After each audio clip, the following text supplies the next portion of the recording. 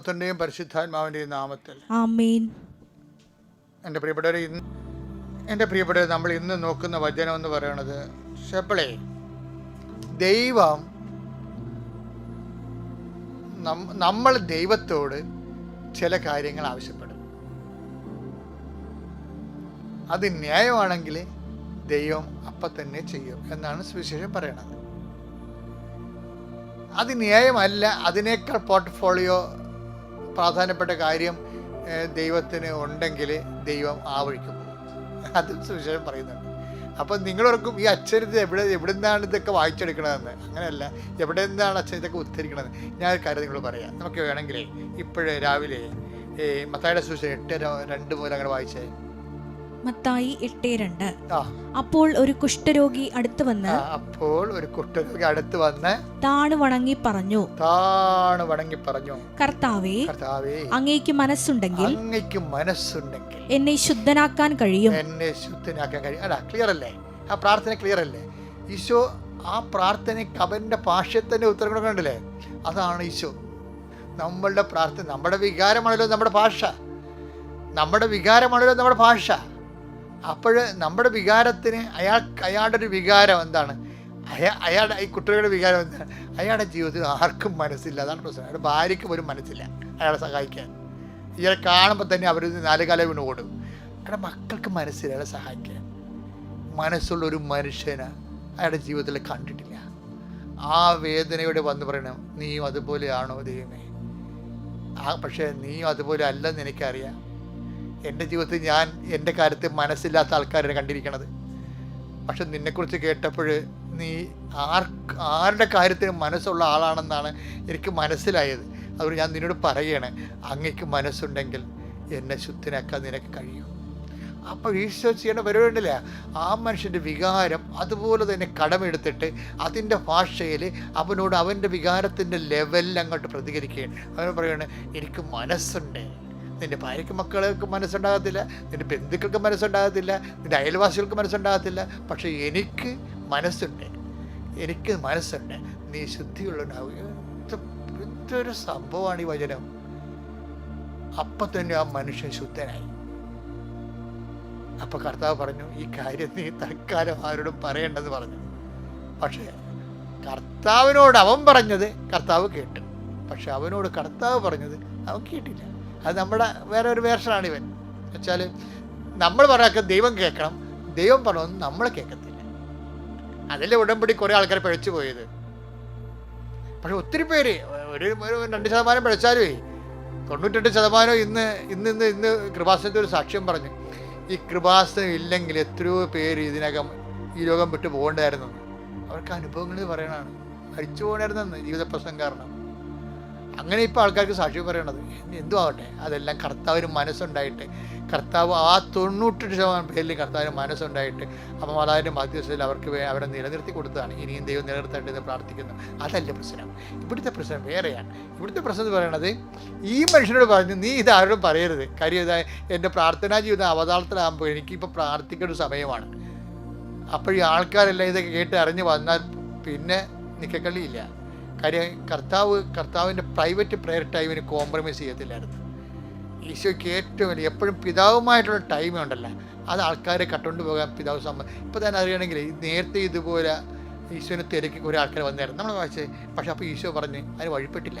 അപ്പോൾ ഈശോക്ക് മനസ്സിലായിരുന്നു. നമ്മൾ വായിച്ചത് ലൂക്കാ 4:43. പ്രഭാതമായപ്പോൾ അവൻ ഒരു വിജന സ്ഥലത്തേക്ക് പോയി. ജനക്കൂട്ടം അവനെ അന്വേഷിച്ചു ചെന്നു. തങ്ങളെ വിട്ടുപോകരുതെന്ന് അവർ അവനെ നിർബന്ധിച്ചു. എന്നാൽ അവൻ പറഞ്ഞു, മറ്റു പട്ടണങ്ങളിലും. ഇവിടെ മനസ്സില്ല, ഈ ജനക്കൂട്ടത്തെ കാണാൻ ആവശ്യം മനസ്സില്ല. എന്താ അവനെ പറയാനുള്ള കാര്യം എന്താണ്? മറ്റു പട്ടണങ്ങളിലും ഞാൻ ദൈവരാജ്യത്തിന്റെ സുവിശേഷം പ്രസംഗിക്കേണ്ടിയിരിക്കുന്നു. അതിനുവേണ്ടിയാണ് ഞാൻ അയക്കപ്പെട്ടിരിക്കുന്നത്. അപ്പൊ സ്നേഹപൂർവ്വം അവരെ ഡിപ്പാർട്ട് ചെയ്യേണ്ടി. പക്ഷെ ഈ കുഷ്ഠരോഗിയെ ഡിപ്പാർട്ട് ചെയ്തില്ല. എന്താ കാര്യം വെച്ച് കഴിഞ്ഞാല്, അടയാളങ്ങൾ മാത്രം, അത്ഭുതങ്ങൾ മാത്രം, അതിശയങ്ങൾ മാത്രം കാണാൻ യേശുവിൻ്റെ കൂടെ ജനങ്ങൾ കൂടിയാൽ പതുക്കെ ഈശോ നമ്മളെ സ്കൂട്ടാക്കും, അല്ലേ? പരക്കെ ഈശോ നമ്മളെ ഡിപ്പാർട്ട് ചെയ്തു പോകും. എന്താണ്? സുവിശേഷം സ്വീകരിക്കാതിരിക്കുന്ന മറ്റും ഇവരെ അത്ഭുതം മാത്രം സ്വീകരിക്കാതിരിക്കുകയല്ലേ. ആ കുഷ്ഠരോഗിയാണെങ്കിലും അയാളോട് പറഞ്ഞു നീ ഇതാരോടും പറയേണ്ടെന്ന് പറഞ്ഞെങ്കിലും എല്ലാ സ്ഥലത്തും പോയി അയാൾ പറഞ്ഞത് കാരണം ജനങ്ങളെല്ലാം വന്നു. അത് കാരണം ഈശോയ്ക്ക് പരസ്യമായിട്ട് സഞ്ചരിക്കാൻ കഴിയാത്തൊരവസ്ഥ ഉണ്ടായി അവിടെ. കർത്താവിൻ്റെ പ്രാർത്ഥനാ ജീവിതവും ശുശ്രൂഷയും എല്ലാം തലത്തിലായി. അപ്പം അതുകൊണ്ട് എനിക്ക് നിങ്ങളോട് പറയാനുള്ളത്, നമ്മളുടെ ഇപ്പം എന്ത് വിഷയമുണ്ടെങ്കിലും നമ്മൾക്ക് ദൈവമായിട്ടുള്ള ആ ബന്ധത്തിൻ്റെ അടിസ്ഥാനത്തിലുള്ള പ്രാർത്ഥനാ ജീവിതം ഒരിക്കലും ഒത്തുതീർപ്പിന് വിധേയമാക്കരുത്. ഇന്ന് അക്രൈസ്തവർ പോലും 12-16 ജപമാലയൊക്കെയാണ് ഒരു ദിവസം ചെല്ലണത്. രാത്രി 2 മണിക്കിരുന്ന് വരെ വചനം വായിക്കുന്നവരുണ്ടെന്നാണ് അവർ ചിലരൊക്കെ പറയണത്. അപ്പോൾ എനിവേ എന്തുവായിക്കൊള്ളട്ടെ, പക്ഷേ ഇന്ന് അതേസമയം തന്നെ നമ്മൾ ദൈവത്തെക്കാൾ പ്രാധാന്യമായിട്ട് നിങ്ങൾ ഇന്നൊരു തീരുമാനം എടുക്കണം. ഇന്നത്തെ ദിവസം ദൈവത്തെക്കാൾ പ്രാധാന്യമുള്ള ഒരു വിഷയത്തിൽ ഞാൻ ഇടപെടത്തില്ല. എന്ത് വിഷയത്തിലേക്ക് ഞാൻ പോയാലും അവസാനം ഞാൻ ദൈവത്തിലേക്ക് തിരിച്ചു വരും. നന്ദി പറയാൻ വേണ്ടി തിരിച്ചു വരും, അല്ലെങ്കിൽ സമർപ്പിക്കാൻ വേണ്ടി തിരിച്ചു വരും, അല്ലെങ്കിൽ അപേക്ഷിക്കാൻ വേണ്ടി തിരിച്ചു വരും, അല്ലെങ്കിൽ നമ്മുടെ സ്നേഹത്തിൻ്റെ സാന്നിധ്യത്തിൻ്റെ അനുസ്മരണയ്ക്ക് വേണ്ടി തിരിച്ചു വരും. എവിടെ പോയാലും കർത്താവേ, ഞാൻ നിന്നിലേക്ക് തിരിച്ചു വരാൻ ഇന്നത്തെ ദിവസം എന്നെ നീ പ്രത്യേകം പരിശീലിപ്പിക്കണമേ. കർത്താവേ, ഞാൻ പറഞ്ഞൊക്കെ നീ കേൾക്കണേക്കാൾ ഉപരി അതുപോലെ തന്നെ നീ പറയണതും ഞാനും കേൾക്കാൻ, അങ്ങനെ ആത്മബന്ധത്തിൻ്റെ ആഴങ്ങളിലേക്ക് ഒരു അഭിഷേകം ലഭിച്ചു പോകാൻ എന്നെ സഹായിക്കണമേ. എല്ലാവരെയും കർത്താവ് അനുഗ്രഹിക്കട്ടെ. കർത്താവിൻ്റെ ഉന്നതമായ നാമത്തിന് സ്തോത്രം ചെയ്യുന്നു. കർത്താവിൻ്റെ വിശുദ്ധ പൗരോഹിത്യത്തെ മഹത്വപ്പെടുത്തണമേ. കർത്താവ് സഭയിലുള്ള സാന്നിധ്യം പ്രകടമാക്കണമേ. 39 വർഷം ഞാൻ അർപ്പിച്ച കുർബാനയുടെ യോഗ്യതയാൽ കൃപാസ്ഥാനത്താലെ ജീവനോടെ പ്രത്യക്ഷപ്പെട്ട പരിശുദ്ധ അമ്മയുടെ മാധ്യസ്ഥത്തിലെ ഈ ഡെയിലി ബ്രെഡ് എന്ന വലിയ ശുശ്രൂഷ പങ്കെടുക്കുന്ന എല്ലാ മക്കളെയും അങ്ങേക്ക് സമർപ്പിക്കുന്നു. ഇത് ഷെയർ ചെയ്യുന്നവർ സമർപ്പിക്കുന്നു, ഇത് സ്റ്റാറ്റസ് ഇടുന്നവരെ സമർപ്പിച്ച് പ്രാർത്ഥിക്കുന്നു. അവരെല്ലാം അമ്മയെ, പരിശുദ്ധമ്മയെ പ്രത്യേകമെന്ന് ആശീർവദിക്കണമേ. അവർ സുവിശേഷത്തിൻ്റെ കയ്യാളുകളായി നിന്നുകൊണ്ട് കർത്താവിനെ കൈമാറുന്ന വലിയ സ്വർഗത്തിന് ദൗത്യം ഏറ്റെടുക്കുന്ന എല്ലാ മക്കളെയും നീ ഏറ്റെടുക്കണമേ എന്ന് പ്രാർത്ഥിക്കുന്നു. അവിടെ കണ്ണുനീർ നീ ഏറ്റെടുക്കണമേ, അവരുടെ ഭാരങ്ങൾ നീ ഏറ്റെടുക്കണമേ, അവർ മുഴുവനായി നീ ഏറ്റെടുക്കണമെന്ന് പ്രാർത്ഥിക്കുന്നു. എൻ്റെ കർത്താവിൻ്റെ ഉന്നതമായ നാമത്തിൽ എല്ലാ പ്രേക്ഷിതരെയും അങ്ങയുടെ ദിവസത്തിനെ സമർപ്പിക്കുന്നു. എൻ്റെ കർത്താവിൻ്റെ ഉന്നതമായ നാമത്തിന് എല്ലാ സങ്കടക്കാരെയും അങ്ങയുടെ ദിവസത്തിൽ സമർപ്പിക്കുന്നു. എൻ്റെ കർത്താവിൻ്റെ ഉന്നതമായ നാമത്തിന് എല്ലാ രോഗികളെയും അങ്ങയുടെ ദിവസത്തിൽ സമർപ്പിക്കുന്നു. എൻ്റെ കർത്താവിൻ്റെ ഉന്നതമായ നാമത്തിലെ ജീവിതത്തിൻ്റെ ഭാരങ്ങൾ വഹിക്കുന്ന എല്ലാവരെയും ഈ പ്രഭാതത്തിൽ അങ്ങ് കേൾപ്പിക്കുന്നു. എൻ്റെ കർത്താവേ, നിൻ്റെ ഉന്നതമായ നാമത്തിന് സ്വസ്ഥം ചെയ്യുന്ന കർത്താവേ, ഹൃദയത്തിൽ പ്രാർത്ഥിക്കാൻ പോലും തോന്നാത്ത മനുഷ്യരുണ്ട്. ഇന്ന് പ്രാർത്ഥിക്കാൻ നല്ലവണ്ണം പ്രാർത്ഥിച്ചുകൊണ്ടിരുന്നവരാണ്, ഇപ്പോൾ അതുപോലെ പ്രാർത്ഥിക്കാൻ പറ്റുന്നില്ല എന്ന് പറയുന്ന മക്കളുണ്ട്. അവരുടെ എല്ലാ സങ്കടങ്ങളും നീ ഏറ്റെടുക്കണം കർത്താവേ. അവർ തളരുമ്പോൾ കർത്താവേ, നീ തന്നെ താങ്ങാകണമെന്ന് പ്രാർത്ഥിക്കുന്നു. അവർക്ക് വേണ്ടി കർത്താവേ, വേണ്ട വിധം പ്രാർത്ഥിക്കേണ്ട ആവശ്യകത കർത്താവ് എങ്ങനെയെന്ന് അറിയത്തില്ല എന്ന് പറയുമ്പോഴും ആത്മാവ് അവാച്യമായ നെടുവീർപ്പിന് അവിടെ ഉള്ളിൽ നിന്നുകൊണ്ട് മദ്യം വഹിക്കുന്നു എന്ന് പറയുമ്പോഴും കർത്താവ് പ്രാർത്ഥിക്കുവാൻ തന്നെ തോന്നാത്ത മനുഷ്യരുണ്ട്. ഈശോയെ, അങ്ങനെയുള്ളവർക്ക് കർത്താവെ നിന്റെ പരിശുദ്ധാത്മാവ് അവർക്ക് വേണ്ടി മാധ്യസ്ഥമായിരിക്കണം പ്രാർത്ഥിക്കുന്നു. അമ്മേ, പരിശുദ്ധമ്മേ, പ്രാർത്ഥനയിലും ആധ്യാത്മികം തളർന്ന് വീഴുന്നവരെ, ജീവിതത്തിൻ്റെ പ്രാരാബ്ദങ്ങളും ഭാരങ്ങളും ക്ലേശങ്ങളും രോഗങ്ങളും സാമ്പത്തിക ബുദ്ധിമുട്ടുകളും മനസ്സിടിഞ്ഞു പോയവർ, നാക്ക് തളർന്നു പോയവർ, പ്രാർത്ഥന തളർന്നു പോയവർ, അവരെല്ലാം താങ്ങി കോരിയെടുക്കണമേ അമ്മേ. അവർക്ക് വേണ്ടി എല്ലാം അമ്മ മാധ്യസ്ഥം വഹിക്കണമേ. അങ്ങ് അമ്മയുടെ മക്കൾ തളരുമ്പോൾ അവർക്ക് വേണ്ടി മാധ്യസ്ഥം വഹിക്കണമേ. അവർ നിവർന്ന് നിന്ന് സ്വന്തം ശക്തിയിലെ സ്വന്തം ശക്തിയിൽ പ്രാർത്ഥിക്കുന്നവരെ അമ്മ അവർക്ക് വേണ്ടി പ്രാർത്ഥിക്കണമേ. മരണസമയത്ത് പോലും ഞങ്ങൾക്ക് വേണ്ടി പ്രാർത്ഥിക്കുവാൻ യേശു ക്രിസ്തുവിൻ്റെ മരണസമയത്ത് കുരിശിന്റെ ചുവട്ടിൽ ദൈവപിതാവിനാൽ നിർത്തപ്പെട്ട അമ്മയെ, പരിശുദ്ധമ്മേ, ദേവമാതാവേ, എല്ലാ മക്കൾക്ക് വേണ്ടി മധ്യസ്ഥം വഹിക്കണം. മരണനേരത്ത് മാത്രമല്ല, ജീവിതം തളരുമ്പോൾ, ജീവിതം ശോകമുഖമാകുമ്പോൾ അവർക്കെല്ലാം വേണ്ടി അമ്മ മധ്യസ്ഥം പ്രാർത്ഥിക്കും. ഇന്ന് വ്യാഴാഴ്ച ഈ 16-ാം തീയതി ആരെല്ലാമോ ഈ ശുശ്രൂഷ വിഷമത്തോടെ കൂടുന്നുണ്ടോ, ഇന്ന് വ്യാഴാഴ്ച ജനുവരി 16-ാം തീയതി ആരെല്ലാമോ ഹൃദയഭാരത്തോടെ ഈ ശുശ്രൂഷ കൂടുന്നുണ്ടോ, ഈ കർത്താവെ അവരെല്ലാം നീ ആശീർവദിക്കണം. വിദ്യാഭ്യാസത്തെക്കുറിച്ച് വേദനിക്കുന്നവരും വ്യാപരാതി കൊള്ളുന്നവരും, വിദ്യാഭ്യാസത്തിൽ നിന്ന് ഫീസടക്കാൻ നിവൃത്തിയില്ലാത്തതുകൊണ്ട് കോളേജിൽ നിന്ന് ഔട്ടാക്കി കളയുമെന്ന് പറഞ്ഞുള്ള ഭീഷണിക്കുന്ന കർത്താവ് വിഷമിക്കുന്നവരെ, ഇങ്ങനെ ഓരോ തരത്തിൽ ഫീസടക്കാൻ നിവൃത്തിയില്ലാത്തതുകൊണ്ട് കോളേജിൽ പോകാതെ വീട്ടിൽ ലീവിന് വന്നിരിക്കുന്നവരുണ്ട്. ഈശോ, പിന്നെ അവർ പോയിട്ടേ ഇല്ല, എന്തിനൊന്നും അറിയാൻ പാടില്ല. കുടുംബം വിറ്റെങ്കിലും അവരെ വിട്ടാൽ മതിയെന്ന് മാതാക്കന്മാരയക്കുമ്പോൾ കുടുംബം വാങ്ങാൻ പോലും ആരും വരാത്ത അവസ്ഥയിൽ എന്ത് ചെയ്യണമെന്നറിയാതെ നഷ്ടം തിരിയുന്നവരുണ്ട്. അമ്മേ, എല്ലാ വിഷയങ്ങൾക്കും. ഈ ഒരു വിഷയം മാത്രമല്ല, ജീവിതത്തിൻ്റെ മനുഷ്യന് താങ്ങാനോ സ്വന്തമായിട്ട് കൈകാര്യം ചെയ്യാനോ മറ്റുള്ളവരെ സഹായിക്കപ്പെടാൻ നിവൃത്തിയില്ലാത്ത മേഖലയിൽ ഏകസ്ഥരായി ഏകാക്കികളായി പോകുന്നവരെ കർത്താവേ, അമ്മേ, അവിടെ കൂടെ അമ്മ കൂടണമെന്ന് പ്രാർത്ഥിക്കുന്നു. എൻ്റെ കർത്താവിൻ്റെ ഉന്നതമായ നാമത്തിൽ ഇതുപോലെ ഭാരപ്പെടുന്ന എല്ലാ മക്കൾക്കും ഇന്ന് വൈകുന്നേരം 6 മണിക്കുള്ളിൽ ദൈവത്തിൻ്റെ അടയാളം ഉണ്ടാകാൻ, ദൈവത്തിൻ്റെ കൈപ്പിടുത്തം ഉണ്ടാകാൻ, ദൈവം അവരുടെ കൈ പിടിക്കുന്നതായിട്ട് അവർക്ക് തോന്നാത്ത വിധത്തിൽ മറ്റുള്ള മേഖലകളിൽ നമുക്ക് സഹായകസ്ഥ കിട്ടുന്നതിന് വേണ്ടി ഞാൻ എല്ലാ സഹായവും ആവശ്യമുള്ളവരെയും നിങ്ങൾ ശിരസ് നമിക്കുക. എല്ലാ സഹായവും ആവശ്യമുള്ളവരും ശിരസ് നമിക്കുക. കർത്താവിൻ്റെ കരം നിങ്ങളുടെ മേൽ പ്രബലമാകുന്നതിന് വേണ്ടി എനിക്ക് മണിക്കൂറുകൾ മാത്രമേ ഉള്ളൂ. എൻ്റെ കർത്താവിൻ്റെ ഉന്നതമായ നാമത്തിൽ ഞാൻ 39 കൊല്ലം അർപ്പിച്ച കൃപാന്റെ യോഗ്യതയാൽ കൃപാസന ആൾത്താരെ ജീവനുടെ പ്രത്യക്ഷയുടെ മാതാവിൻ്റെ മാധ്യസ്ഥത്തിൽ കൃപാസന ആൾത്താരെ നടന്ന 10,000-കണക്കിന് ആരാധനയാൽ നിങ്ങളുടെ കുടുംബങ്ങളും യേശുവിന്റെ നാമത്തിൽ ഇന്ന് അനുഗ്രഹിക്കപ്പെടട്ടെ. പ്രിയമുള്ളവരെ,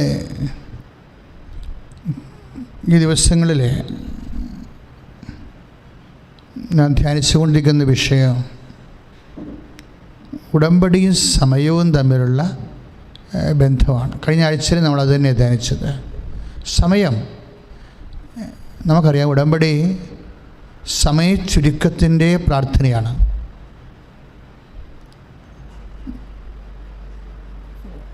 പരിശുദ്ധ അമ്മയും സമയവും തമ്മിൽ ബന്ധിപ്പിച്ചുകൊണ്ടാണ് കൃപാസനത്തിലെ 2004 ഡിസംബർ 7-ാം തീയതി ഉച്ചകഴിഞ്ഞ് 2:30 സമയഘടികാരം നെഞ്ചിൽ ചാർത്തി സിൽവർ ഗ്രേയിലെ പരിശുദ്ധ അമ്മ പ്രത്യക്ഷപ്പെട്ടത്. അപ്പോൾ അന്ന് മുതൽ സമയത്തെക്കുറിച്ച് ഈ അൾത്താറയിലെ കർത്താവ് നൽകിയ വെളിപാടുകളെല്ലാം യൂട്യൂബിലുണ്ട്. ആധ്യാത്മിക ജീവിതത്തിൻ്റെ ഏറ്റവും പ്രധാനപ്പെട്ട സംരക്ഷണത്തിൻ്റെ ഒരു വിഷയമാണ് ദൈവസംരക്ഷണം, ദൈവസ്നേഹം, ദൈവപരിപാലന എല്ലാം ഉറപ്പ് വരുത്തുന്ന ഒരു അടിസ്ഥാന ഘടകമാണ് ഈ സമയം എന്ന് പറയുന്നത്. ഇപ്പം സമയമായില്ല എന്ന് ഈശോ പറയുമ്പോൾ അവൻ പറയണത് പോലെ ചെയ്ത് ആകാത്ത സമയം ആക്കിയെടുക്കാനുള്ള ദൈവത്തിൻ്റെ പരിപാലന മരിയൻ മാധ്യസ്ഥത്തിനെ സ്വാധീനിക്കാവുന്ന രൂപത്തിലേക്ക് മനുഷ്യ നന്മയ്ക്ക് വേണ്ടി ദൈവം ക്രമീകരിക്കുന്നതായിട്ടാണ് നമുക്ക് അടയാളങ്ങളുടെ പുസ്തകത്തിൽ നമ്മൾ വായിക്കുന്നത്. യോഹന്നാൻ്റെ സുവിശേഷത്തിനെ പ്രത്യാഹിത, ഒരപമാനം, ഒരസാധാരണമായ ഒരു ജീവിത അവസ്ഥ അതിങ്ങനെ കണ്ടിന്യൂ ചെയ്ത് പോകുന്ന പോലെ നമുക്ക് തോന്നിയാൽ അതിൻ്റെ കാലവും ഈ ദുർഘടത്തിൻ്റെ കാലം നമുക്ക് മരിയൻ മാധ്യസ്ഥത്തിലൂടെ ചുരുക്കിക്കൊണ്ടുവരാം. അതിനെ ബൈബിൾ പറയണത്, തിരഞ്ഞെടുക്കപ്പെട്ടവരെ പ്രതി ഈ സമയം ചുരുക്കിയില്ലായിരുന്നെങ്കിൽ ആരും രക്ഷപ്പെടുകയില്ലായിരുന്നെന്ന് യേശു പറയുമ്പോൾ അത് വേറെ ഒരു പശ്ചാത്തലത്തിൽ പറയുന്നതാണെങ്കിലും ദൈവം സമയം ചുരുക്കുന്നതിൻ്റെ പ്രധാനപ്പെട്ട ബേസ്മെൻ്റ് എന്ന് പറയുന്നത് തിരഞ്ഞെടുക്കപ്പെട്ടവരെ പ്രതിയാണ്. ഉറപ്പല്ലേ? അതീശോ പറഞ്ഞ വാക്കാണ്. തിരഞ്ഞെടുക്കപ്പെട്ടവരെ പ്രതി ദൈവം ഈ സമയം ചുരുക്കിയില്ലായിരുന്നെങ്കിൽ ആരും രക്ഷപ്പെടത്തില്ലായിരുന്നെന്ന്. എന്തിൻ്റെ സമയമാണ്? ദുരന്തത്തിൻ്റെ സമയം, രോഗത്തിൻ്റെ സമയം, ഭാരത്തിൻ്റെ സമയം.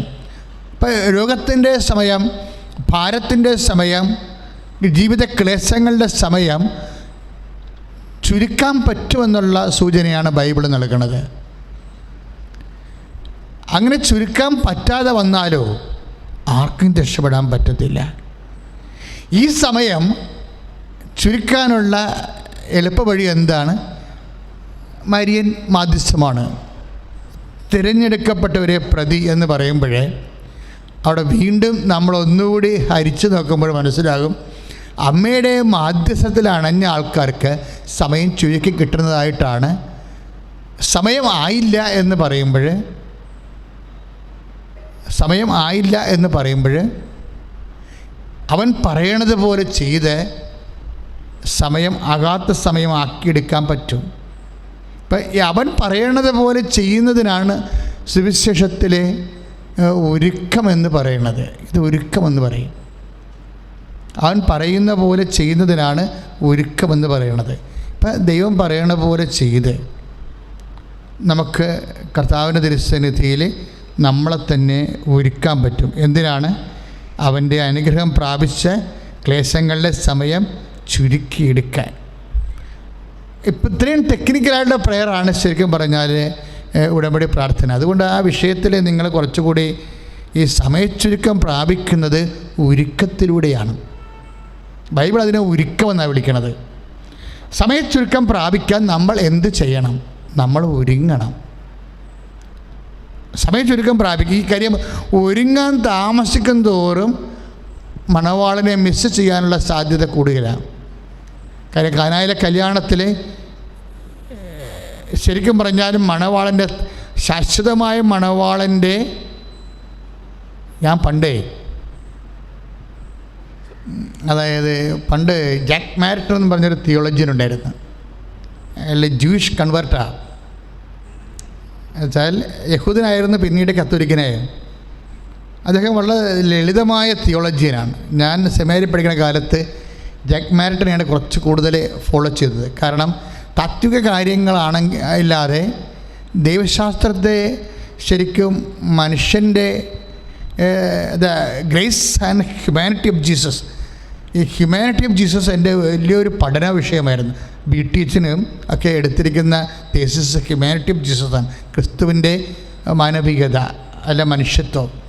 അപ്പോൾ ഈ ക്രിസ്തുവിൻ്റെ മനുഷ്യത്വത്തിൽ എങ്ങനെയാണ് കൃപ വർക്ക് ചെയ്യുന്നത് എന്ന് ജാക്ക് മാരിറ്റനെ പോലെയുള്ള ലളിത ദൈവശാസ്ത്രജ്ഞന്മാർ പറഞ്ഞു വെക്കുന്നത്.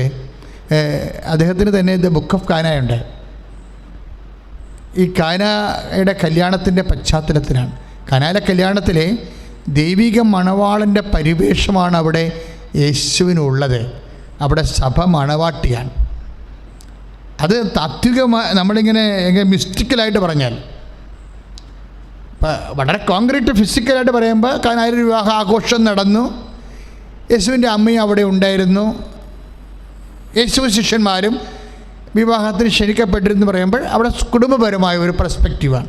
പക്ഷേ ബേസിക്കായിട്ട് ജാക്ക് മാരിറ്റൺ പറയും, മണവാളിനെ കണ്ടപ്പോൾ മണവാട്ടിയുടെ മുഖം ചുവന്നു പോയെന്ന് പറയും, നാണം കൊണ്ടെന്ന്. അതൊരു മെറ്റഫറാണ് ഉപയോഗിച്ചിരിക്കുന്നത്. കാര്യം ഈ വെള്ളം ചുവന്ന് വീഞ്ഞാതിന് വേണ്ടി ഇദ്ദേഹം പറയണതാണ്. വെള്ളം കർത്താവിനെ കണ്ടപ്പോൾ ചുവന്ന് വീഞ്ഞായി പോയില്ലേ. അപ്പം ഈ പ്രപഞ്ചത്തിൻ്റെ സൃഷ്ടി, അതായത് ഭൗതിക സഭ കർത്താവിൻ്റെ മണവാട്ടി, കർത്താവിനെ മണവാളിനെ സ്വർഗീയ മണവാളിനെ കണ്ടപ്പോൾ നാണം കൊണ്ട് ചുവന്നു പോയെന്ന് ശരിക്കും പറഞ്ഞാൽ ഒരു മെറ്റഫർ ഉപയോഗിച്ചിരിക്കുന്നതാണ്. പക്ഷേ ബേസിക്കായിട്ട് അവിടെ ഒരു മണവാളൻ്റെ പ്രതീകമുണ്ട്. ഈശോ സ്വർഗീയ മണവാളനാണ്. ഈ സ്വർഗീയ മണവാളിനെ വരവേൽക്കുന്നത് ബൈബിളിലെ ഒരു പ്രധാനപ്പെട്ട പ്രമേയമാണ്. ഈ ഉത്തമഗീതത്തിനൊക്കെ എന്തുകൊണ്ടാണ് ഇത്രയും? ഉത്തമഗീതം വായിക്കുമ്പോൾ ദൈവികമായ മനസ്സില്ലാതെ വായിക്കുന്നവർക്ക് മാനുഷികമായ അപാചയങ്ങൾ സംഭവിക്കാൻ സാധ്യതയുണ്ട് എന്നാണ് ഞാൻ കരുതുന്നത്. കാര്യം ഉത്തമഗീതത്തിൻ്റെ അലൗകിക പ്രണയഭാവം എന്ന് പറയുന്നത് ഭയങ്കര ദൈവികമാണ്. അപ്പം അവിടെ മണവാളനുണ്ട്, മണവാട്ടിയുണ്ട്. അപ്പോൾ മണവാളൻ വന്ന് ഈ മണവാട്ടിയുടെ മണവറയിൽ മുട്ടും. അപ്പോൾ അവൾ പെട്ടെന്ന് പരിഭ്രമിച്ച് എഴുന്നേക്കും, മണവാളനെ സ്വീകരിക്കാൻ വേണ്ടി എഴുന്നേക്കും. അപ്പോൾ അവൾ പറയുന്ന അങ്കലാപ്പ് എന്താണെന്ന് വെച്ച് കഴിഞ്ഞാൽ, എൻ്റെ അങ്കിയെല്ലാം ഞാൻ അഴിച്ചു വെച്ചിരിക്കണമല്ലോ എന്നാണ് പറയണത്. എൻ്റെ അങ്കിയെല്ലാം ഞാൻ അഴിച്ചു വെച്ചിരിക്കണമല്ലോ, ഈശോ ഞാൻ ഇനി എത്ര പെട്ടെന്ന് ധൃതിക്ക് വേണം ഇതൊക്കെ ഉടുക്കാൻ വേണ്ടി. അപ്പോഴേ എൻ്റെ കാല് മണ്ണിന് ചവിട്ടേണ്ടി വരുമല്ലോ. ഇങ്ങനെ മണവാളൻ്റെ സ്നേഹത്തിനും ഐക്യത്തിനും വലിയ പ്രാധാന്യമില്ലാത്ത ഭൗതികമായ കുറേ കാര്യങ്ങൾ ഇവൾ ആലോചനപ്പെടുത്തുന്നുണ്ട്. ദാറ്റ് ഈസ് നോൺ സെൻസ് എന്നാണ് ബൈബിൾ പറയണത്. അത് ആ ഭാഗം വായിക്കുമ്പോൾ ഈ ദിവസങ്ങളിൽ പരിശുദ്ധാത്മാവിൻ്റെ മനസ്സിൽ തന്ന ഒരു ചിന്താധ്യാനങ്ങളാണ്. അതായത് മണവാളൻ്റെ സ്വരം ഈ മണവറയുടെ വാതായനങ്ങൾ മുട്ടുമ്പോഴേ, ഓടാമ്പലിൻ്റെ കിലുക്കം കേൾക്കുമ്പോൾ അവൾ എഴുന്നേൽക്കുമ്പോൾ അവൾ പറയുന്ന അങ്കലാപ്പുകൾ പക്ഷേ ബേസിക്കായിട്ട് മണവാളനെ ബാധിക്കുന്ന വിഷയങ്ങളല്ല, അത് അവളെ ബാധിക്കുന്ന മാത്രം വിഷയങ്ങളാണ്. എന്താണ്? എൻ്റെ അങ്കി ഞാൻ അഴിച്ചു വെച്ചിരിക്കണം, മണ്ണാങ്കട്ട. മണവാളൻ്റെ മുമ്പിൽ അതൊരു വിഷയമല്ല ശരിക്കും. പിന്നെ എന്താണ്? മീറ പുരട്ടിയ എൻ്റെ പാദങ്ങളിനി മണ്ണിൽ ചവിട്ടേണ്ടി വരുമല്ലോ, അത് അതിനേക്കാൾ മോശമാണ്. ഇവിടെ പറയുന്ന രണ്ട് കാര്യങ്ങളും മണവാളിനെ സംബന്ധിച്ചിടത്തോളം അപ്രസക്തമാണ്. ഇവൾ പിന്നീട് ഈ അങ്കിയെല്ലാം എടുത്ത് പാദരക്ഷകളൊക്കെ അണിഞ്ഞ് മിടുക്കിയായിട്ട് അവൾ മീറ കുറച്ചുകൂടി അവളുടെ സുഗന്ധ തൈലം അവളുടെ പാദങ്ങൾ കയ്യിൽ പുരട്ടി ഓടാമ്പല് തൊടുമ്പോൾ ആ ഓടാമ്പലിലേക്ക് മീറയുടെ തുള്ളികൾ ഇങ്ങനെ നറുമണത്തോടുകൂടി ഇറ്റ് വീഴുന്ന അതിമാദകമായ മനോഹരമായ കാവ്യഭാവന ഉത്തമഗീതത്തിൻ്റെ മാത്രം സ്വന്തമാണ്. പക്ഷെ തുറന്നു നോക്കുമ്പോൾ എന്നാ പറ്റി? അവൾ ഖിനയായി മാറും. എന്താ? മണവാളൻ പോയി കഴിഞ്ഞു. ഇതാണ് പ്രശ്നം വരുന്നത്. അതായത് നമ്മൾ ഒരു ദൈവവുമായിട്ടുള്ള ഇടപാട്, ഈ മണവാളൻ അവിടെ എല്ലാം ദൈവമല്ലേ. അപ്പം ദൈവത്തിനെ സ്വീകരിക്കുന്ന വ്യക്തിയെ സംബന്ധിച്ചിടത്തോളം വേറെ ഒരുങ്ങാനെടുക്കുന്ന സമയം പലപ്പോഴും അവരെ മാത്രം ബാധിക്കുന്ന വിഷയമാണ്, മണവാളനെ ബാധിക്കുന്ന വിഷയമല്ല. അതാണ് വിഷയം. അത് അവരെ മാത്രം ബാധിക്കുന്ന, അവരുടെ സെക്യൂരിറ്റി, അവരെക്കുറിച്ച് എന്നാ വിചാരിക്കും എന്നൊക്കെ വിചാരിച്ച് ഉണ്ടാകുന്ന ഒരു ഭൗതികമായ ഒരു പരിങ്ങലുകളെ ഇത് ദൈവസ്നേഹത്തിൻ്റെ എടുക്കുന്ന സമയമാണ്. ഈ ഇവൾ ഒരുങ്ങാനെടുത്ത സമയം കൊണ്ട് മണവാളൻ പോയി കളയും. അതാണ് നമ്മൾ ഉത്തമഗീതത്തിലെ 3:3 ഇതുള്ളത്. 3:10 അയാൾ ഇവിടെ ഒരുങ്ങാനിരിക്കുന്ന സമയം കൊണ്ട് 5-ാം അധ്യായത്തിൽ ശ്രുതികട ഹല്ലേലൂയ, യേശുവേ സ്തോത്രം, ഹല്ലേലൂയ, യേശുവേ നന്ദി, യേശുവേ സ്തുതി, യേശുവേ ആരാധന, ആരാധന. ഞാൻ കഥോർക്കുകയായിരുന്നു. കർത്താവയുടെ സാന്നിധ്യം വെളിപ്പെടുത്തണമേ എന്ന് പ്രാർത്ഥിക്കുന്നു. കർത്താവ് വലിയ പ്രബോധനങ്ങളാൽ ഞങ്ങളെ ശക്തിപ്പെടുത്തുന്നു എന്ന് പറയുന്നു. Hallelujah, hallelujah, hallelujah. യേശുവേ ആരാധന, യേശുവേ ആരാധന. കർത്താവായ ദൈവമേ അവിടുത്തെ സാന്നിധ്യം വെളിപ്പെടുത്തണമേ എന്ന് പ്രാർത്ഥിക്കുന്നു. 5-ാം അധ്യായത്തിൽ 4 മുതലുള്ള തിരുവചനങ്ങളിലെ ഞാനെങ്ങനെ ഇനി മണ്ണിൽ ചവിട്ടും. അതായത് മണവാളിനെ ഡയറക്റ്റ് ബാധിക്കാത്ത കുറേ കാര്യങ്ങളെക്കുറിച്ച് അലോസരമാകുന്ന മണവാട്ടിയും അതിനുവേണ്ടി എടുക്കുന്ന സമയം കൊണ്ട് മണവാളൻ കൈമോശം വന്നു പോവുകയും ചെയ്യുന്ന അവസ്ഥ. കാര്യം ഇവിടെ മുഴുവനും പ്രാധാന്യം മണവാളനെയല്ല, ശരിക്കും അവൾക്ക് തന്നെയാണ് പ്രാധാന്യം. ഇതുകൊണ്ടാണ് ഒരുങ്ങാൻ സമയമെടുക്കുന്നത്. ഞാൻ ഇതിങ്ങനെ പറയണമെന്ന് വെച്ച് കഴിഞ്ഞാൽ സമയം ഒരു പ്രശ്നമാണ്. ഇപ്പം നിങ്ങൾ ഉടമ്പടി എടുത്ത് നിങ്ങൾ അനുഗ്രഹത്തെക്കുറിച്ചാണ് നിങ്ങളെ ചിന്തിക്കുന്നത്, അല്ലാതെ മണവാളിനെ സ്വീകരിക്കാൻ വേണ്ടി നിങ്ങൾ എടുക്കുന്ന സമയത്തെക്കുറിച്ച്, ഈ അനുഗ്രഹത്തെക്കുറിച്ച് മാത്രം ചിന്തിച്ചുകൊണ്ടിരിക്കുന്ന കുറേ മനുഷ്യരുണ്ട്. അവർക്കാണ് ഈ ഉടമ്പടി സമയമെടുക്കണതിരിക്കും. പറഞ്ഞാൽ നിങ്ങൾ മറ്റ് വിഷയങ്ങൾ, അപ്പോൾ ഇവളെന്താ ഇപ്പം ചിന്തിക്കണത്? 5:10 എന്താ പറയണത്? ഞാനെങ്ങനെ എൻ്റെ കാലെങ്ങനെ ഇനി മണ്ണിൽ ചവിട്ടും എന്നാ ചോദിക്കണത്. അവളെക്കുറിച്ച് ചോദിക്കുന്ന കാര്യങ്ങളാണ്. ഇങ്ങനെ ഓരോ അപ്രസക്തമായ കാര്യങ്ങളെക്കുറിച്ച്, മണവാളനെ അപ്രസക്തമായ കാര്യങ്ങളെക്കുറിച്ച് മണവാട്ടി ആവശ്യമില്ലാതെ വ്യാപരാധിക്കൊള്ളുന്നു. ഇത് തന്നെയാണ് ഉടമ്പടിയിൽ വരണത്. ഉടമ്പടിയിൽ നമ്മൾ ദൈവത്തിന് അപ്രസക്തമായ കാര്യങ്ങളെക്കുറിച്ചാണ് ഉടമ്പടി എടുത്ത ചില ആൾക്കാരെങ്കിലും ചിന്തിക്കണത്. അപ്പം ദൈവത്തിന് പ്രസക്തമായ കാര്യങ്ങളിലേക്ക് വരണം. ഈ ദൈവത്തിന് പ്രസക്തമായ കാര്യം എന്താണ്? സമയത്തെ ചുരുക്കുന്ന. ഇപ്പം സമയം എടുത്തപ്പോൾ തന്നെ മണവാളം പോയില്ലേ? അവൾ കഥക് തുറന്ന് നോക്കിയപ്പോൾ എഴുതി വെച്ചിരിക്കുന്നത് എന്താണ്? എൻ്റെ ഹൃദയം ആനന്ദം കൊണ്ട് തുള്ളിച്ചാടി എൻ്റെ പ്രിയന് തുറന്നു കൊടുക്കാൻ ഞാൻ എഴുന്നേറ്റു. എൻ്റെ കയ്യിൽ നിന്ന് മീറയും എൻ്റെ വിരലുകളിൽ നിന്ന് മീറത്തുള്ളികളും വാതിൽ കൊളുത്തിലിറ്റ് വീണു. എൻ്റെ പ്രിയനായി ഞാൻ കഥക് തുറന്നു, പക്ഷേ അവൻ അപ്പോഴേക്കും പോയി കഴിഞ്ഞിരുന്നു. 5:6 ഇത്രയും കഥകളെല്ലാം പറഞ്ഞ് വാതിൽ തുറന്നു കഴിഞ്ഞപ്പോഴേ ആളെ കാണാനില്ല. ഇത് തന്നെയാണ് ശരിക്കും പറഞ്ഞാൽ മനുഷ്യന് സംഭവിക്കുന്നത്. നിങ്ങൾ അനുഗ്രഹത്തെ മാത്രം ലക്ഷ്യം വെച്ചുകൊണ്ട് ഉടമ്പടി ചെയ്തിരിക്കുകയാണ്. പക്ഷെ അവൻ പറയണത് പോലെ ചെയ്യുക. ആ ചെയ്യുന്ന വിഷയങ്ങൾക്കെല്ലാം കാലതാമസം വരും. അത് പത്രമല്ലേ, കൊടുത്താൽ മതിയല്ലോ. പത്രം ചീഞ്ഞൊന്നും പോകത്തില്ലല്ലോ. കൃപാസന പത്രം വാങ്ങിച്ച് കൊണ്ട് വീട്ടിൽ വെച്ചിരിക്കുകയാണ്. പ്രേക്ഷിത പ്രവർത്തനമാണ്. ചില ആൾക്കാർ ജപമാല ചെല്ലിയിട്ടാണ് പത്രം കൊടുക്കുന്നത്. കഴിഞ്ഞ ദിവസങ്ങളിൽ കോതമംഗലത്തെ ഒരു ടീച്ചറിൻ്റെ സാക്ഷ്യം, ഒരു വല്ലാത്ത സാക്ഷ്യം എന്നും പറഞ്ഞ് കൃപാസനത്തിൻ്റെ യൂട്യൂബിലുണ്ടത്. ആ ടീച്ചറിൻ്റെ ആ പ്രവർത്തനങ്ങളെ കേട്ട് കഴിഞ്ഞാൽ നമ്മൾ ദൈവം ഇറങ്ങി വരും. എന്നുവെച്ചാൽ അത്രയും അച്ചിട്ട പോലെ വിശ്വസിക്കുകയും ആ വിശ്വസിക്കുന്ന അങ്ങനെ വിശ്വസിക്കുന്ന സംബന്ധിച്ചിടത്തോളം ഒരു ഗൂഗിൾ മീറ്റ് മാത്രം മതി. ഉടമ്പടി ഇരിക്കുന്ന ആൾക്കാരുടെ അവർ ഗൂഗിൾ മീറ്റ് വന്നപ്പോൾ ഞാൻ ഒന്നും പ്രാർത്ഥിച്ചില്ല അവരോട്. അവർ പറഞ്ഞവർ അവർക്ക് ലഭിച്ച എല്ലാ അനുഗ്രഹങ്ങളും പറയുമ്പോഴും അവരെന്നോട് പറയും, അച്ഛാ 5 അനുഗ്രഹങ്ങൾ ലഭിച്ചു, പക്ഷേ ഗൂഗിൾ മീറ്റിൽ പറയണതാണ്. പക്ഷേ എൻ്റെ ആ വേരിക്കോസ് ഇല്ലേ അച്ഛാ, അതിപ്പോഴും അങ്ങനെ തന്നെ കിടക്കുകയാണ്. ഒരു പപ്പട വട്ടം ഉണ്ടെന്ന് പറഞ്ഞു. വേരിക്കോസൊക്കെ ഒരു പപ്പട വട്ടം ഉണ്ടെങ്കിൽ, വേരിക്കോസ് ചെറുതായിട്ടൊന്ന് പൊട്ടിയാൽ തന്നെ ബ്ലഡ് വന്നുകൊണ്ടിരിക്കും. അത് പപ്പട വട്ടത്തിലുണ്ടെങ്കിലുള്ള അവസ്ഥ എന്തായിരിക്കും? അപ്പോൾ ഞാൻ അവരോട് പ്രാർത്ഥനാ ആവശ്യങ്ങളെല്ലാം പറഞ്ഞ് ഇങ്ങനെ ഓരോരോ പ്രാർത്ഥനാ ഘടകങ്ങളിലൂടെ ഞാൻ അവരെ പ്രാർത്ഥിക്കുകയല്ല ചെയ്തത്.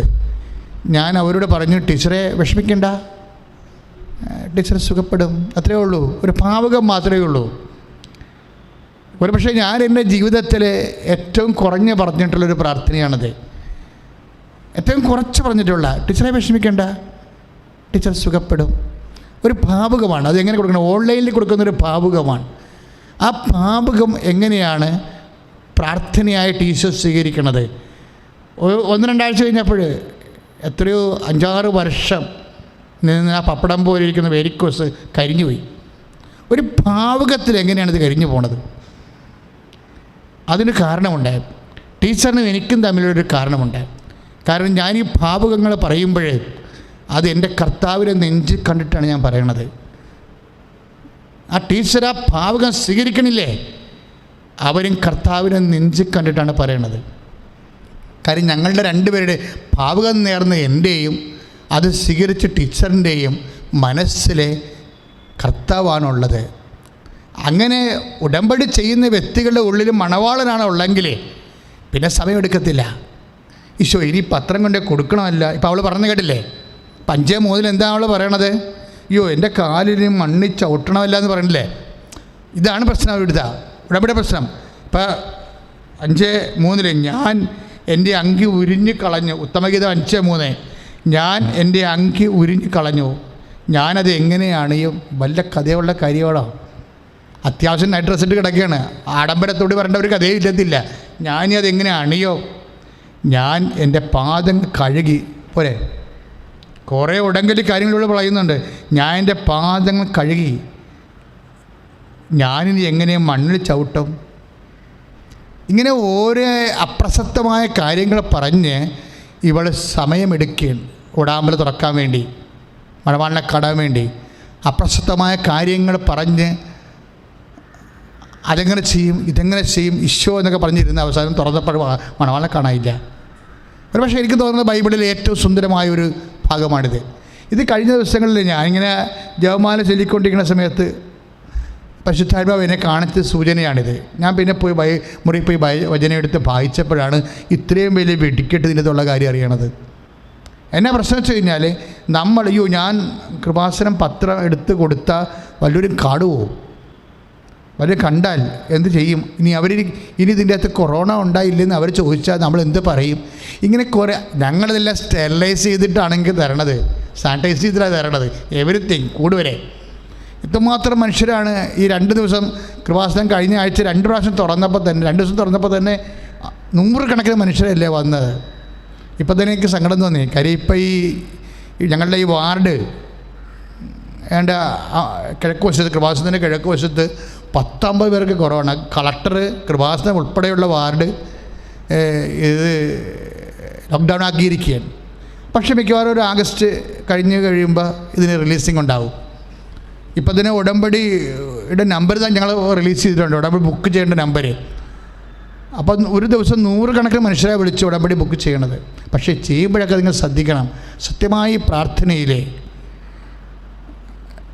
നിങ്ങളെടുക്കണ കാലവിളംബം, നമ്മളൊരു വിഷയം ഇപ്പോൾ ഒരുങ്ങാൻ, ഇപ്പോൾ പത്രം അവിടെ ഇരിക്കുകയാണ്, അതിപ്പോൾ അടുത്ത ആഴ്ച കൊടുത്താലും കുഴപ്പമില്ല, പത്രം ചീഞ്ഞ പോത്തൊന്നും ഇല്ലല്ല എന്നും പറഞ്ഞൊരു ചേടത്തിരുന്ന് യു ആർ ടേക്കിംഗ് ടൈം.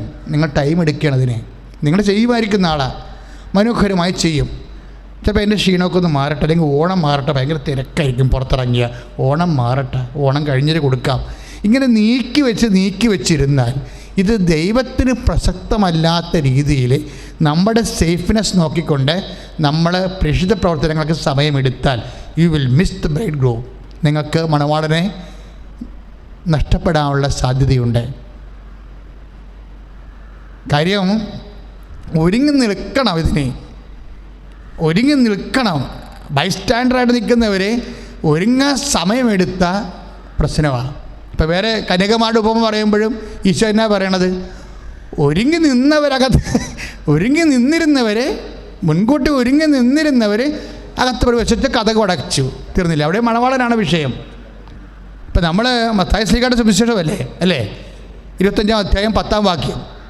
അത് വായിക്കുമ്പോൾ എന്താ സംഭവിക്കുന്നത്? ഒരുങ്ങി നിന്നിരുന്നവരെ, മണവാളൻ വന്നപ്പോൾ ഒരുങ്ങി നിന്നിരുന്നവരെ മണവാളിനൊപ്പം അകത്ത് പ്രവേശിച്ച് വാതിലും അടക്കപ്പെട്ടു. ടൈമാണത്. ഇനി ഒരുക്കമെടുത്ത് വന്നിരിക്കുന്ന മറ്റേ കന്യകമാർ വന്നപ്പോൾ വാതിലടച്ചുപോയി. ടൈമാണ് അവിടുത്തെ പ്രശ്നം. അപ്പോൾ സ്റ്റാൻഡ് ബൈ എന്ന് പറയുന്നത് നിസ്സാര വിഷയമല്ല, ഉത്തമഗീതത്തിൽ മാത്രം വിഷയമല്ല. നിങ്ങൾ ബേസിക്കായിട്ട് എപ്പോഴും ഇങ്ങനെ ഒരുക്കത്തിലായിരിക്കണം. നാളെ കുമ്പസാരിക്കാം. ഇന്നവിടെ ചെന്നപ്പോൾ അച്ഛനെ കണ്ടില്ല, ഞാൻ നോക്കിയായിരുന്നു. അവിടെ ചെന്നപ്പോൾ അച്ഛനെ കണ്ടില്ല. അപ്പോൾ അച്ഛനോട് ചോദിച്ചപ്പോൾ അച്ഛൻ പറഞ്ഞു നാളെ വരാൻ പറഞ്ഞു. പിന്നെ അച്ഛനെ കണ്ടപ്പോൾ പറഞ്ഞു, അച്ഛൻ പറഞ്ഞു അടുത്ത ആഴ്ച ചെയ്യാം. തിടുക്കമുണ്ടോ? കുമ്പസാരിക്കാൻ തിടുക്കമുണ്ടോ? എന്നുവെച്ചാൽ നിങ്ങൾ കുമ്പസാരിച്ച് കഴിഞ്ഞ് ഉടനെ മരിക്കാൻ പോകണമെന്നാണ് അച്ഛൻ ചോദിച്ചത്. കാര്യം ഇപ്പോഴത്തെ അവസ്ഥ അതാണല്ല. അച്ഛൻ ചോദിച്ചോ, അച്ഛൻ ഒന്ന് കുമ്പസാരിക്കണമല്ല. അപ്പോൾ ഉടനെ അച്ഛൻ ചോദിക്കും, കുമ്പസാരിക്കാൻ തിടുക്കമുണ്ടോ? ഞായറാഴ്ച ആയാലും കുഴപ്പമുണ്ടോ? എന്നാൽ ശരി, തിടുക്കമുണ്ടെന്ന് അച്ഛൻ ചോദിക്കണതും എന്നാൽ ശരിയെന്ന് നിങ്ങൾ പറയണതും പണി മേടിക്കുന്ന വർത്തമാനങ്ങളാണ്. എന്താ കാര്യം? ടൈമിൻ്റെ പ്രശ്നമാണ്. മാനസാന്തരമല്ല മക്കളെ വിഷയം. മാനസാന്തരം എടുക്കുന്ന സമയമാണ് പ്രശ്നം. കാര്യം സമയം എന്താ? സമയത്തിൻ്റെ ലക്ഷ്യം എന്താണ്? മണവാളനാണ്. ദൈവവുമായിട്ട് ഐക്യപ്പെടുകയാണ്. അതിപ്പോൾ നാളെ മതിയെന്നാണ് അച്ഛൻ ചോദിക്കണത്. അപ്പോൾ അച്ഛനല്ലേ ഇപ്പോൾ ഇങ്ങനെ ചോദിക്കണം. അപ്പോൾ ഞാനെന്ത് പറയാനാ? ദൈവമായിട്ട് ഞാൻ ഐക്യപ്പെടുകയാണ്. അപ്പം അച്ഛൻ ചോദിക്കണത് എന്താ? നാളെ മതി, അടുത്ത ആഴ്ച മതിയൊന്ന് ദൈവമായിട്ട് ഐക്യപ്പെടാനേ, അടുത്ത ആഴ്ച മതിയൊന്ന് അഭിഷിക്തം ചോദിക്കും. അച്ഛനിങ്ങനെ ചോദിച്ചാൽ പിന്നെ ഞാനെന്ത് ചെയ്യാനാണ്? അപ്പോൾ ഞാനും പറഞ്ഞു. അപ്പോൾ നിങ്ങൾ അച്ഛനും വിശ്വാസിയും കൂടി കർത്താവിന് വേണ്ടി പണി കൊടുത്ത പോലെ ഈ സംഭവം. അപ്പം ഇങ്ങനെയുള്ള വിഷയങ്ങളെ പെട്ടെന്ന് വിവേചിക്കാൻ കഴിയണം. കാര്യം ടൈമാണിത്. ഒരുങ്ങി നിന്നിരുന്നവർ, അതാണ് മത്തായി ശ്ലീഹായുടെ സുവിശേഷം 25:10. ഒരുങ്ങി നിന്നിരുന്നവർ. അപ്പം നാളെ നിങ്ങൾ ഒരുങ്ങി വരുമായിരിക്കും, ഒരു കഥയുമില്ല. നാളെ നിങ്ങൾ അച്ഛൻ്റെ അടുത്ത് മെത്താൻ്റെ കുമ്പസാരിക്കുകയും ചിലപ്പോൾ പ്രായശ്ചിത്തമായിട്ട് ഇടയിലൊക്കെ ഈ കുരിശില്ലേ, ഞങ്ങളുടെ നാട്ടിലൊക്കെ ഈ ചെറിയ പ്രതിഷ്ഠയൊക്കെ ഇടയിലെ കുരിശെന്നാണ് പറയണത്. അതായത് വലിയ കുരിശിനും ചെറിയ കുരിശിനും ഇടയ്ക്കുള്ള, അവിടെ നിന്നാണ് ഈ നിരങ്ങ് നേരത്തെയൊക്കെ തുടങ്ങണത്, നടുക്കുള്ള കുരിശിൽ നിന്ന്. അപ്പോൾ നാളെ നിങ്ങൾ ചിലപ്പോൾ ഇടയിലെ കുരിശിൽ നിന്ന് ചിലപ്പോൾ നിരങ്ങി വരുമായിരിക്കും. പക്ഷേ പള്ളിവാതിൽ അടച്ചിട്ട് പിന്നെ നിരങ്ങി വന്നിട്ട് എന്ത് കാര്യം? ഉരുണ്ട് വന്നിട്ട് എന്ത് കാര്യം? ടൈമാണ് പ്രശ്നം. അതുകൊണ്ട് പ്രഭാഷകൻ പറഞ്ഞാൽ എന്താ? നാളെ എന്ന് നീക്കി വെക്കാൻ മനുഷ്യന് ഒരു സാധാരണ ഒരു പ്രവണതയുണ്ട്. ഈ പ്രവണതയാണ് നമ്മളുടെ വിഷയങ്ങൾക്ക് വരുന്നത്. അതുകൊണ്ട് ഇന്ന് ഇപ്പം അമ്മയോട് നമ്മൾ പ്രാർത്ഥിക്കുന്നത് എന്താണ്?